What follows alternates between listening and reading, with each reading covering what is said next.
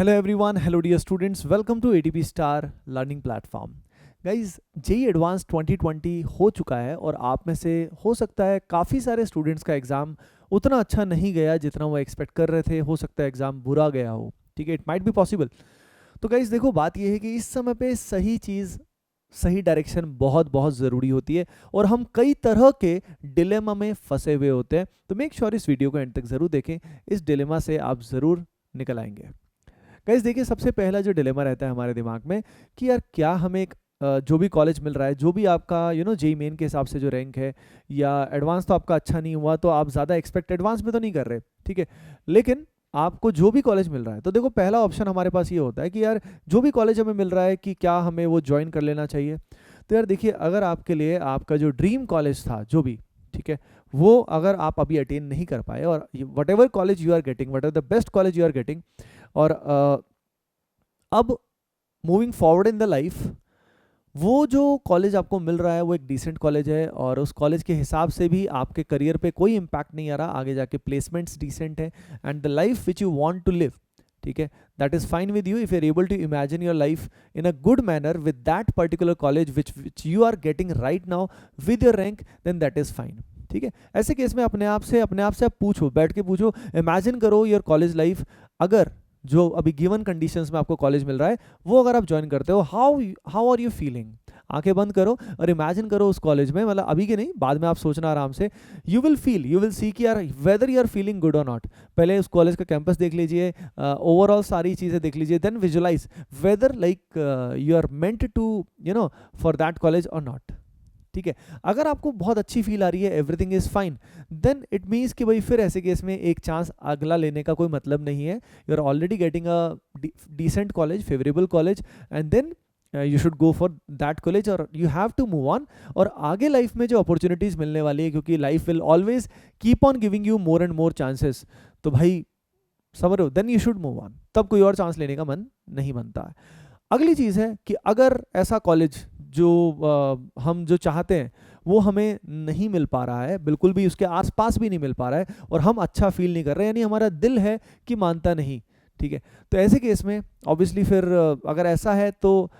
एक चांस लेना तो बनता है, एक चांस लेना तो बनता है फॉर योर ड्रीम कॉलेज, अगर ऐसा है तो, क्योंकि लॉन्ग टाइम में फिर वो एक साल उतना ज़्यादा मैटर नहीं करता है, ठीक है। Don't think it as a loss of 1 year, लेकिन वो चांस तभी लेना चाहिए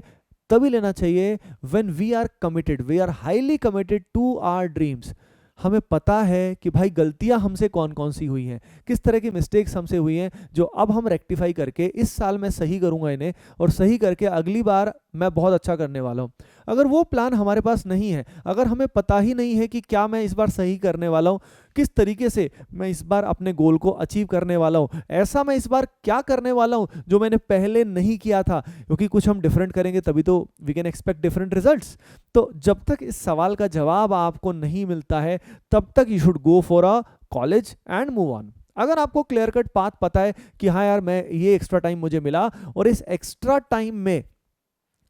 में मैं ये स्टेप्स उठाने वाला हूँ, मैं ऐसे तैयारी करने वाला हूँ, इस कोर्स में एनरोल करने वाला हूँ, और इसके बाद ये टेस्ट सीरीज ज्वाइन करूँगा, इसमें अच्छे मार्क्स लेके आऊँगा और इस तरीके से अपनी तैयारी करूँगा, ठीक है। अगर ये आपको सबको क्लियर है, then only you are ready to take one chance, otherwise नहीं तो वो चांस भी बहुत सारे स्टूडेंट्स बेकार कर देते हैं। क्यों? क्योंकि उसके बाद भी वो वही गलतियां करते हैं जो उन्होंने पहले की थी, तो फिर कैसे काम चलेगा, है ना। तो टाइम वेस्ट नहीं करना चाहिए, ठीक है। चलो मैं एज्यूम कर रहा हूं कि मान लीजिए अब आपने डिसाइड कर लिया कि yes you are ready to move on, मतलब move on in the sense you are ready to take one more chance for your dream college. तो ऐसे केस में आपको टाइम वेस्ट नहीं करना चाहिए, मिस्टेक्स रिपीट नहीं करनी है, and start your preparation as soon as possible, because time बहुत ही जल्दी जा रहा है और आगे यही टाइम बहुत कम पड़ता है हमें, तो इसलिए हमें अपनी तैयारी जल्दी से शुरू कर देनी चाहिए after analysing the mistakes. Okay guys, अब तैयारी करने के लिए आप सेल्फ स्टडी का यूज भी कर सकते हैं by using the YouTube videos, लेकिन आपको पता होना चाहिए कि किस तरीके से उनको फॉलो करना है, पूरा प्लान कैसे करेंगे, लेकिन याद रखिए you should have a proper plan. Otherwise अगर आपको लगता है कि आप यूट्यूब में बहुत सारा आपका समय वेस्ट होता है, तो you can join our organised courses, जो आप सभी को शायद ऑलरेडी पता होंगे। एक बैच है एटीपी स्टार का अभिमन्यु बैच, ये उन स्टूडेंट्स के लिए है जो ऑलरेडी ठीक ठाक प्रिपेयर्ड हैं और जिनको मेन फोकस करना है प्रॉब्लम सॉल्विंग पे, चैप्टर वाइज एनालिसिस पे, टेस्ट सीरीज पे, उसके अलावा क्वेश्चन सॉल्विंग पे मेनली ध्यान फोकस करना है, तो यहाँ पे अभिमन्यु बैच में आपको थ्योरी के लिए कंसेप्ट वीडियोस का एक्सेस दिया जाएगा, जो आप अपने आप ओकेजनली जब आपको डाउट आए तब आप देख सकते हो। ठीक है, तो अभिमन्यु बैच किन स्टूडेंट्स के लिए, आई थिंक आप समझ रहे हो। And Eklavya 3.0 and warrior 3.0 batch जो भी जल्द स्टार्ट हो रहा है, इनके अंदर पूरा सिलेबस जो है वो आपको कराया जाएगा, पूरा सिलेबस आपको कराया जाएगा एकलव्य के अंदर फॉर जेईई मेन, वॉरियर के अंदर for JEE main as well as advanced.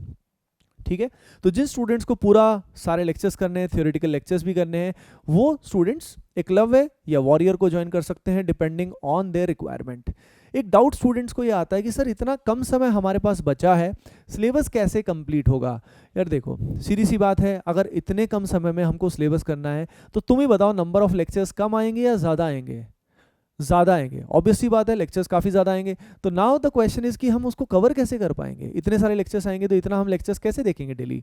देखो सिंपल सी बात है कि बहुत चांसेस है कि यार आपने अब तक जेईई एडवांस तक एग्जाम जब दिया है, ठीक है, तो बहुत चांसेस क्या हैं, बहुत चांसेस इस बात के हैं कि भाई आपके 40%, 50%, 60% चैप्टर्स ऐसे होंगे जो आपको सही में बहुत अच्छे से आते हैं, जिनके प्रीवियस ईयर क्वेश्चंस तुमसे हो जाते हैं। ठीक है, तो यार उनके लेक्चर्स दोबारा से देख के आप क्या ही कर लोगे, वो तो आपको ऑलरेडी बहुत अच्छे से आता है। यानी इन बैचेस में भी आपको कोर्स बहुत एफिशिएंटली पूरा करना पड़ेगा। जो चैप्टर्स आपको ऑलरेडी आते हैं ना, उनके सिर्फ और सिर्फ आप स्टडी मटेरियल को कंप्लीट करोगे, डीपीपी और एमपीपी जो आपको मिलेगी उनको आप सॉल्व करोगे, दैट इज इट, उससे प्रैक्टिस हो जाएगी। और जो चैप्टर्स आपको नहीं आते या वीक आपके चैप्टर्स हैं, उनके आप थ्योरेटिकल वीडियोस जो लेक्चर्स हैं उनको आप देखोगे और मटेरियल भी सॉल्व करोगे। साथ साथ टेस्ट जो है वो तो आपके होते ही रहेंगे रेगुलरली, और वो टेस्ट देके आपकी परफॉर्मेंस लगातार एनालाइज होती रहेगी कि आप कहाँ पे स्टैंड करते हैं। गाइज याद रखिए, रेगुलरली जो टेस्ट आपके कोर्सेज में होंगे उनको देना बहुत ज़रूरी है,